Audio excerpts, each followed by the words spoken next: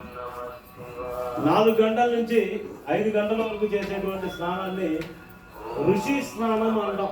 మహర్షులు కానివ్వండి, ఋషులు కానివ్వండి, ఎవరైనా చేసేటువంటి.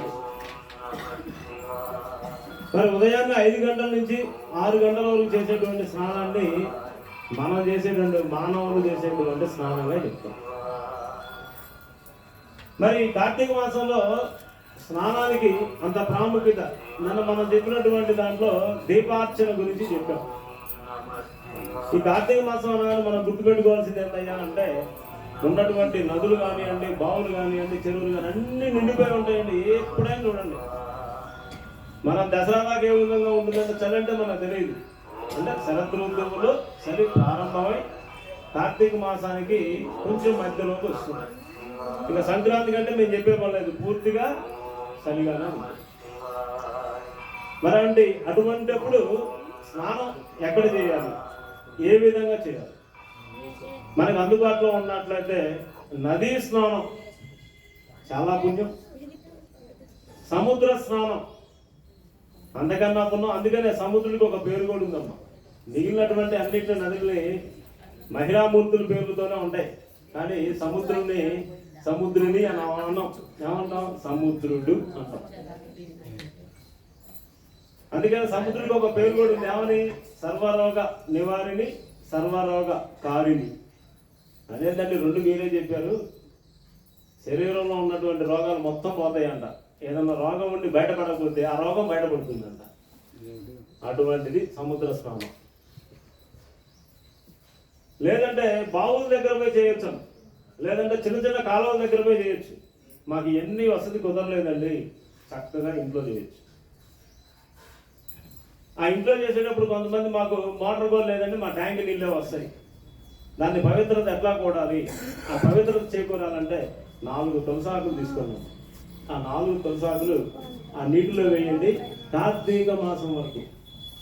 ఆ తులసాకులు కూడా కోసేటప్పుడు ఆ తులసి మాతని అనుమతి తీసుకొని కోసి ఆ నీటిలో వేసి స్నానం చేయాలి. మరి స్నానం ఏ విధంగా చేయాలి? డైరెక్ట్గా ఒక బకెట్లో ఒక చెంబు పట్టుకొని డైరెక్ట్గా నెత్తి మీద అసలు పోసుకోకూడదు. మొట్టమొదట కాళ్ళ మీద, కాళ్ళకు కూడా పాదాల మీద, తర్వాత చేతుల మీద, తర్వాత భుజాల మీద, అన్నీ అయిపోయిన తర్వాత తల స్నానం ప్రారంభించాలి. అటువంటి స్నానానికే పుణ్యఫలం ఎక్కువ వస్తుంది. మనకు అందుబాటులో లేదు, నేను చెప్పాను ఇందాకే.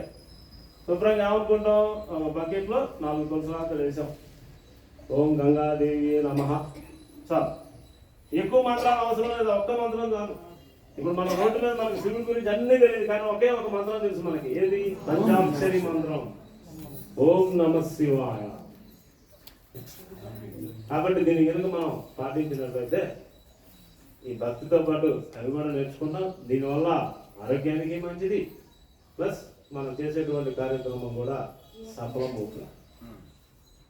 ఓం నమః శివాయ. నాకు తెలిసినటువంటి చిన్న విషయం తెలియజేసాను, ఏదైనా తప్పు ఉన్నట్లయితే అన్నిదా భావించద్దు.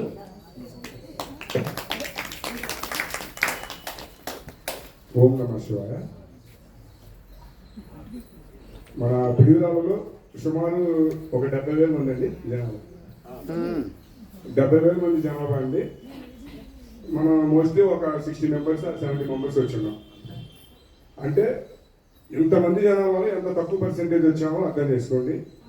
అయితే ఎంతో అదృష్టం చేసుకుంటే కానీ మనం ఎన్ని పాంప్లెట్లు పంచిపెట్టినా, ఎంత మోసపెట్టినా సరే, ఎంతో అదృష్టం చేసుకొని ఈ కార్తీక మాసంలో తెల్లారుజామున వేసి కార్తీక స్నానం ఆచరించి ఈ విధంగా ఇక్కడికి రావడం జరుగుతుంది. అయితే ఇక్కడికి వస్తున్నారు అంటే మూర్తి గారు చెప్పారు ఫస్ట్ రోజు కూడా, అంటే ప్రతి ఒక్కరు కూడా తను చెప్పే మాటలను అర్థం చేసుకొని మనం ఏ విధంగా ఉండాలి, ఏ విధంగా ఉండకూడదు ఆ వారికోసి దగ్గరే చెప్పారు. ముందు త్యాగం చేస్తే కనుక మామూలు చేసిన వాళ్ళకి కొంత పర్సెంటేజ్ ఫలం ఉంటే త్యాగం చేసిన వాళ్ళకి రెట్టింపు ఫలం ఉంటుంది అన్నారు. అంటే ప్రతిదీ కూడా ఏంటంటే కొన్ని ఆ సందర్భం వచ్చినప్పుడు మాత్రమే కొన్ని ఎవరైనా పెద్దవాళ్ళు గురువులు అట్లాంటివి చెప్పడం జరుగుతుంది. ఆ చెప్పింది మనం విని మన నిత్య జీవితంలో ఆచరించడానికి ప్రయత్నం చేయాలి. ఇప్పుడు ఎంతమంది వస్తున్నారు, మనం అందరూ అదృష్టం ఉంది ఇట్లా చేస్తున్నాము. ఇది అయిపోయిన తర్వాత కూడా, ఈ కార్తీక మాసం అయిపోయిన తర్వాత కూడా మనం ఏదైతే మనం ఈ 30 రోజులు ఈ విధంగా చేశామో, దీని తర్వాత కూడా ఎంతో కొంత అంతకుముందు ఎట్లా ఉన్నాం మనం, ఈ 30 రోజులు వచ్చిన తర్వాత మనం ఎట్లా ఉండబోతున్నామని అనాలిసిస్ చేసుకోవాలండి.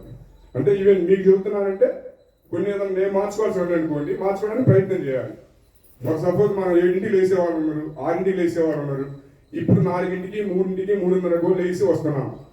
అంటే ఏదైతే మనం ఈ అలవాటు చేసుకున్నామో, ఈ ప్రాసెస్ అనేది 3ంటికి, 3:30 లేకపోయినా సరే కనీసం 5ంటికి అన్నా 5:30కైనా అట్లా లేచి మనం ఏదైతే ఈ 30 రోజులు చేసుకున్నామో దాని సార్థకత ఎప్పుడు వస్తుంది అంటే, మనం ఈ ప్రాసెస్ అనేది కంటిన్యూటీ అనేది ఎప్పుడైతే చేస్తామో ఆ స్పిరిచువల్ ఎన్విరాన్మెంట్ కావచ్చు, ఆ భగవంతుడి కృప కావచ్చు, ఇట్లాంటివి అనేది మనకు ఒకప్పుడు అంతకుముందు తక్కువ ఉన్నా సరే ఇట్లాంటి కంటిన్యూగా చేసినప్పుడు ఈ అలవాటు అనేది మనం కంటిన్యూ చేయడానికి ప్రయత్నం చేయాలని నా ఆలోచన అండి.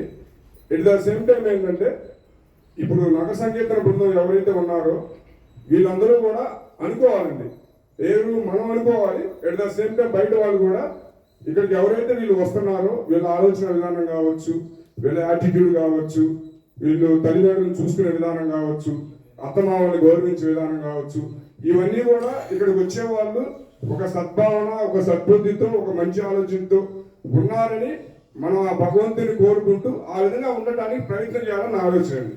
మనం ఏదైనా ఒకటి చేస్తున్నామంటే కొంత దాని గురించి మనం విశ్లేషణ చేసుకొని ఆ స్పిరిచువల్ ఇప్పుడు ఏదైతే ఈ ప్రవచనాలు ఎట్లాంటివన్నీ చెబుతున్నారో అట్లాంటివన్నీ మనం అందిపుచ్చుకొని నెక్స్ట్ దీని తర్వాత మనం ఆ విధంగా ఉండడానికి ప్రయత్నం చేయాలి. ఇప్పుడు ఇంత చెప్పాను కదండి, 3ంటికి, 3:30కి, 4ంటికి అట్లా లేస్తున్నాం అంటే జనరల్గా 7ంటికి లేస్తున్నాం అనుకోండి ఫర్ సపోజ్ రెగ్యులర్గా. ఇప్పుడు మనం 3ంటికి లేస్తున్నాం అంటే 4 గంటలు, మనకి 24 గంటలు, 4 గంటలు ఎక్కువ తెచ్చుకున్నట్టు. ఇక్కడ ఒక 2 గంటలు, 2:30 గంటలు అంటే 1 గంట మనం నగర సంకీర్తన చేసి వస్తున్నాము. ఈ కార్తీక మాసం ఈ 4 రోజుల్లో మనం ఏదైనా అంతకుముందు అలవాటు లేనిది ఒక భగవద్గీత ప్రవచనం కావచ్చు, అది శ్లోకాలు కావచ్చు, ఏదన్నా కొంతమంది ప్రవచనాలు కావచ్చు, ఆ వినే అలవాటు చేసుకుంటే కనుక ఇది అనేది కంటిన్యూటీగా ఉండి మనం ఇట్లా చేసిన దానికి ఇంకొద్దిగా సాధకత వస్తుందని నా ఆలోచన అనమాట. అది భగవద్గీత కావచ్చు, భాగవతం కావచ్చు, రామాయణం కావచ్చు, ఇట్లాంటివన్నీ అంతకు ముందు లేని అలవాటు, ఒక కొత్త అలవాటు, ఒక మంచి అలవాటు కనుక మనం నేర్చుకుంటే కనుక ఈ 4 రోజులు సాధన చేస్తే అది కంటిన్యూ అవ్వడానికి అవకాశం ఉంటుందని నా ఆలోచన. స్వామి వారు చెప్పినట్లు యద్భావం తద్భావతి భగవద్గీత నేర్చుకునేటువంటి వాళ్ళలో మొట్టమొదటి ఉంటుంది.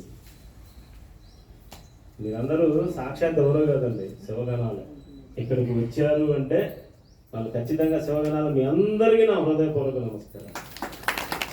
మనం అనుకుంటేనే, ఆ దేవుడు అనుకుంటేనే యద్భావం తద్భావతి అంటే మీలో దేవుడు ఉన్నాడు. ఆయన అనుకున్నాడు, ఓహో ఈ మాత లేదు ఈయన ఈరోజు నగర సంకీర్తనకి ముందే రావాలి. మనందరం అమ్మా, ఇప్పుడు ఒకరిని ఒకరు తక్కువ కాదమ్మా, నేను మీరు వాళ్ళు ఎవరైనా సరే. కాబట్టి మనందరం కూడా ఎవరైనా అంటే సాక్షాత్ శివగణాలనే, అందులో ఎటువంటి సందేహం వద్దమ్మా మీకు. ఓం నమ శివ. నిన్న వచ్చిన వాళ్ళు కాకుండా మిగతా వాళ్ళు అంతే కూర్చొని హారతి ఇవ్వడానికి కొత్తగా నిన్నమన్న వచ్చిన వాళ్ళు రావద్దు దయచేసి. ఇప్పుడే చెప్పారు స్వామి ఏమని, త్యాగం యొక్క ఫలం ఎవరో కాదు, సాక్షాత్తు నేనే. అంతకుముందు మాలో ఉన్నారు కదా అని మీరు ఏం చెబుతారంటే, స్వామి మీరు చేయండి అభిషేకం అంటారు. ఇప్పుడు మీరు గమనించినట్లయితే ఈ సంవత్సరం ఒక రోజు కూడా ముందు వస్తున్నా కానీ పట్టుకోవట్లేదు, చివరిలోనే చేస్తున్నా. చాలా సంతోషం ఉంది, ఎందుకంటే ఆ ముందు చేసేటువంటి వాళ్ళ ఆనందం చూస్తుంటే చాలు. ఇద్దరు ప్రతి ఒక్కరికి అవకాశం వస్తుంది, ఇద్దరు లేదా ముగ్గురు ఉంటది కదా, ముగ్గురు అంతే. నిన్న వచ్చిన వాళ్ళు అయితే ఆగాలి, మీరు కూర్చోండి అమ్మా. మీ ఇద్దరు రండమ్మా, నువ్వు ఇద్దరమ్మా, నువ్వు దగ్గర ఉండమ్మా.